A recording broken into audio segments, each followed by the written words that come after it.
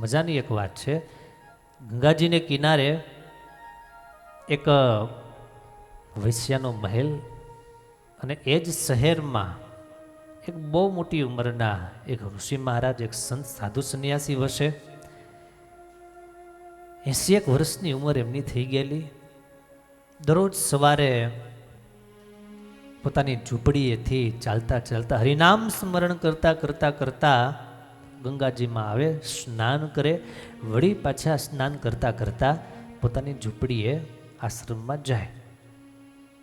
બહુ મોટી ઉંમર, એના કેશ, એના વાળ શ્વેત થઈ ગયેલા, થોડી પૂણી જેવા એના વાળ, અને બ્રહ્મચર્યનું તેજ એના શરીર ઉપર, એના મુખ ઉપર સ્પષ્ટ ઝળકે. બનવા જોગ બને છે એવું કે ગંગાજીને કિનારે જ એક મહેલ, એ મહેલમાં પેલી વેશ્યા સ્ત્રી રહે, અને એ બરાબર ઝરૂખામાં ઊભી હોય, અને પેલા સાધુ મહારાજ ત્યાંથી પસાર થાય. થોડા દિવસ સુધી એને આ નિરીક્ષણ કર્યું કે આ સાધુ દરરોજ આવે છે, દરરોજ જાય છે. હવે આનું કામ અલગ ને પેલાનું કામ અલગ, બેની દિશા આખી જુદી પડે. આને રમત કરવાનું મન થયું આ બાઈ માણસને. એક દિવસ પેલા બાપજી જતા હતા એટલે આને સાદ પાડ્યો, ઓ મહાત્માજી, તમારું નામ શું છે? તમારી ઉંમર કેટલી છે? આવી રીતના સવાલ એમને કર્યા, પણ પેલા સાધુ મહાત્માએ એને કાંઈ જવાબ આપ્યો નહીં. એમને એમ નીચું જોતા જોતા પોતાની ઝૂંપડીએ ગયા, કાંઈ બોલ્યા નહીં. બીજા દિવસે પાછા આવ્યા. બીજા દિવસે પેલી બાઈ પાછી તૈયાર થઈને જ બેઠી હતી. એને સવાલ કરે, મહાત્માજી, તમારું નામ શું? કોઈ જવાબ ના આપે. એક દિવસ, બે દિવસ, પછી આને રમત થવા લાગી. દરરોજનો ક્રમ બની ગયો. પેલાને ગંગાએ સ્નાન કરવા માટે તો આવવું જ પડે, અને આને પૂછ્યા વગર રહેવાય નહીં. એમ કરતાં કરતાં કરતાં એકાદ વર્ષ સુધી આ ક્રમ ચાલ્યો, અને એક દિવસ એને ખ્યાલ આવી ગયો કે હવે આ શરીર શાંત થવાનું છે. હવે આ શરીરનો નિર્ધાર નહીં. પોતાને અંદાજ આવી ગયો. એના શિષ્યો બધા ભેગા થઈ ગયા. શિષ્ય બધા પાસે આવીને બેસી ગયા, અને ગુરુના અંતિમ શબ્દો સાંભળવા, ગુરુનો અંતિમ ઉપદેશ, એની અંતિમ ઈચ્છા જાણવા માટે બધા જ શિષ્યો આજુબાજુમાં બેસી ગયા. સમાજ શ્રેષ્ઠીઓ પણ એના શિષ્યો હતા. બધા આવીને બેઠા. કોઈ પૂછ્યું, ગુરુદેવ, આપની છેલ્લી કઈ ઈચ્છા હોય તો અમને જણાવો, અમે અવશ્ય પૂરી કરશું.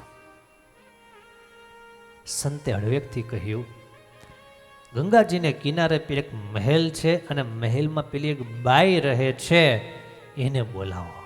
અને આટલી જ્યાં વાત કરી ત્યાં તો બધાએ ઘા ખાઈ ગયા કે ગુરુદેવ, છેલ્લે છેલ્લે એની અંતિમ આ ઘડીઓ છે, અંતિમ સમય છે, અને આ સમયમાં એ નબળી વ્યક્તિને બોલાવે છે. ગામમાં કોઈ સારો માણસ એની સામે જોવે નહીં, એની અરે વાત ન કરે, અને એને ગુરુ યાદ કરે છે, એને ગુરુ બોલાવે છે. પણ શિષ્યો બે પ્રકારના હોય. એક હોય છે સંશયી આત્મા. એને વાત વાતમાં સંશય થયા કરતો, વાત વાતમાં એને પ્રશ્ન થયા કરતો, વાત વાતમાં એને કાંઈક ને કાંઈક મન એનું બીજા સંકલ્પના રવાડે ચડી જતું હોય. અને બીજો એક જે શિષ્ય છે નિસંશયી, પૂર્ણ વિશ્વાસી, પૂર્ણ આત્મબુદ્ધિ. એને એક દોરાવા ફરક પડે નહીં કે ગુરુ આમ કેમ કહેતા હશે, કે ગુરુ આમ કેમ કરતા હશે. વિશ્વાસુ હતા શિષ્યો અમુક. એ દોડીને ગયા. ગુરુએ કીધા પ્રમાણે એ બાઈ માણસને બોલાવ્યા કે તમે જલ્દી આવો. ક્યાં? મારા આશ્રમ. આશ્રમમાં મારું શું કામ છે? પેલી બાઈ કે. વાત એ સાચી. પેલા શિષ્યએ વાત કરી, મારા ગુરુદેવ અંતિમ અવસ્થામાં છે, અને તમને એને બોલાવ્યા છે. ને યાદ આવી ગયું, એ ગુરુ એટલે બીજા કોઈ નહીં, હું જેની દરરોજ મજાક ઉડાડું છું, ખીલી ઉડાડું છું, એ જ. અને છેલ્લો સમય છે, દોડીને બાઈ માણસ આવ્યા છે, અને ઝૂંપડીમાં ચારેય બાજુ બધા શિષ્યો બેઠા છે. કૌતૂહલ છે, અત્યારે શું બીના, અત્યારે શું ઘટના ઘટશે, કે ગુરુએ કાંઈ નહીં અને આને યાદ કરી. શું આનું કાંઈ એવું રાજ, આનું રહસ્ય એ છે કે જે આપણે નહીં જાણતા હોઈએ? આમ બધાય માંડા કળવકળ કરવા અને માંડા પોતપોતાના મનના ઘોડાઓને દોડાવવા. પેલા બાઈ માણસ જ્યાં આવ્યા અને ત્યાં પેલા સંત પથારીમાં સૂતા હતા એ જરાક ઊભા થવાનો પ્રયાસ કર્યો. શિષ્યોએ હાથ દીધો, બેઠા થઈ ગયા અને હાથ જોડીને કહે છે કે બેટા, મારું નામ આત્મારામ છે. મારી ઉંમર, આ દેહની ઉંમર 81 વર્ષની છે. તું મને પૂછતી હતી, આમ મેં તને કીધું. આટલું કહી અને ગુરુદેવ પાછા સૂઈ ગયા. ત્યાં પેલી બાઈ માણસને રહેવાનું નહીં અને કહે છે કે મહાત્માજી, તમારે આટલું જ માત્ર કેવું હતું તો તે દિવસે ન કહી દેવાય? તે દિવસે તમારે કહી દેવાય ને કે મારું નામ આ છે ને મારી ઉંમર આટલી છે, તમે આટલી રાહ કેમ જોઈ? ત્યારે ગુરુએ કહ્યું છે કે મને મારા મનનો વિશ્વાસ કરવા જેવું લાગ્યું નહીં. મને મારા મનનો વિશ્વાસ કરવા જેવું લાગતું નહોતું, એટલા માટે હું જવાબ નહોતો આપતો. જવાબથી આગળ વધે અને મારું મન મને ગોઠું ખવડાવી દે, મને ભય જણાતો હતો, એટલા માટે મેં તને કોઈ દિવસ પ્રત્યુત્તર નથી આપ્યો. પણ આજે મને એટલો વિશ્વાસ છે કે હવે મારું મન બીજે ક્યાંય જોડાશે નહીં, ક્યાંય લાગશે નહીં. માટે હું તને આજે જવાબ આપી દઉં, જેથી કરીને તારું તને તારા મનમાં ન રહી જાય. અને મને પણ મારા મન ઉપર પૂર્ણ વિશ્વાસ છે અને હવે એ મનની વૃત્તિ હું ભગવાનના સ્વરૂપમાં જોડું છું. હરિ ઓમ, હરિ ઓમ, હરિ ઓમ. આમ ઊંડા શ્વાસ લેતા લેતા લેતા મહાત્માજી શાંત થઈ ગયા, શરીર શાંત થઈ ગયું અને જીવાત્મા પરમાત્માને મળ્યો, પરમાત્માના ચરણોમાં પહોંચી ગયો. ભલા ભક્તજનો, આ પ્રસંગ બહુ નાનો છે, પણ કહેવાનો અર્થ માત્ર એટલો છે, મન બહુ અઘરું છે, એના પર બહુ વિશ્વાસ કરવો નહીં. મન સબ પર અસવાર હૈ, મન કે હાથ ન પાવ, જો મન અસવાર હૈ સો હૈ વિરલા કોઈ. મન સબ પર અસવાર હૈ એટલે મન બધાની પર અસવારી કરે છે. મન કે હાથ ન પાવ, એ મનને હાથ પગ નથી, પણ બધાની ઉપર રાજ કરે છે, બધા ઉપર અસવારી કરે છે.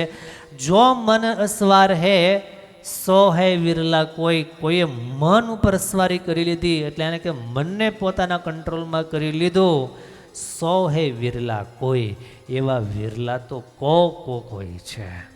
આપણે એવા વિરલા થઈએ કે આપણું મન આપણને છેતરી શકે નહીં, આપણું મન આપણને પાપના માર્ગે લઈ જઈ શકે નહીં, આપણું મન આપણને આપણા કલ્યાણના માર્ગથી ભટકાવી શકે નહીં. સ્વામી રામતીર્થનો અદ્ભુત પ્રસંગ. એકવાર સ્વામી રામતીર્થ કોઈ સત્સંગ યાત્રા માટે નીકળેલા, વિશ્વયાત્રામાં, અને એમાં બરાબર જહાજમાં બેસી અને એક જગ્યાએથી બીજી જગ્યાએ સમુદ્ર પાર કરવાનું હતું અને જહાજમાં બેઠા સ્વામી રામતીર્થ, સમર્થ રામતીર્થ. જહાજવાળો જે ભાઈ હતો, જે ખલાસી હતો, એમણે વાત કરી કે મહાત્માજી, તમે આજે બહુ ભાગ્યશાળી છો. સ્વામી રામતીર્થ બોલે છે, હું તો ભાગ્યશાળી પહેલેથી છું. જ્યારથી આ ભગવો બેગ ધારણ કર્યો, જ્યારથી મને ભગવાનની ઓળખાણ થઈ, પ્રાપ્તિ થઈ, ત્યારથી હું તો ભાગ્યશાળી જ છું. હું આજકાલનો ભાગ્યશાળી થોડો છું, એમ નહીં. તો તમે આજે જે જહાજમાં બેઠા છો, તમને કદાચ ખબર નહીં હોય, આ જહાજમાં જ આજે આ દેશના રાજા, સમ્રાટ આ જ જહાજમાં બેસવાના છે. તમારે એની સાથે આજે યાત્રા થશે, એની હારે મુસાફરી તમારે થશે, માટે તમે ભાગ્યશાળી છો. ઓ એવું છે, આ જહાજમાં રાજા બેસવાના છે એમ? તો કે હા, બાદશાહ જહાજમાં જ બેસવાના છે.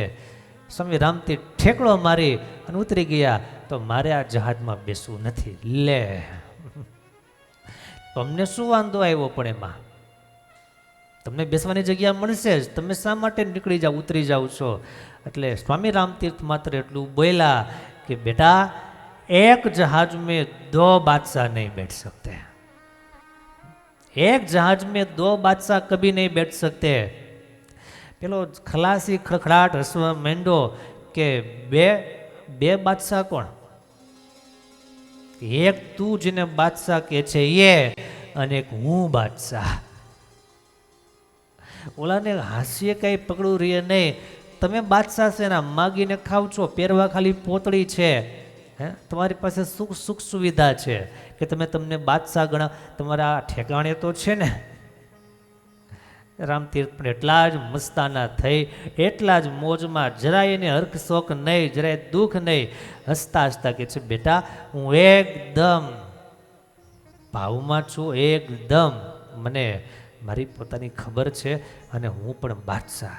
તમે કયા રાજ્યના બાદશાહ? તમે કોના બાદશાહ? સ્વામી રામતીર્થ કે છે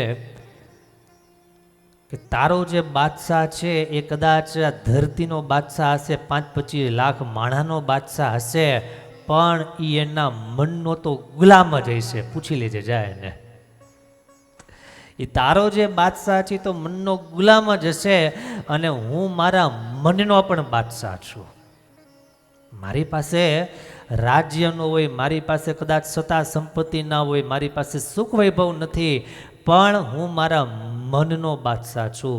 હું કહું એ મન કરે, અને તારો બાદશાહ મન કેમ કરતો હશે પૂછી લેજે. માટે કહું છું કે એક જહાજમાં 2 બાદશાહ કભી નહીં બેઠ सकते.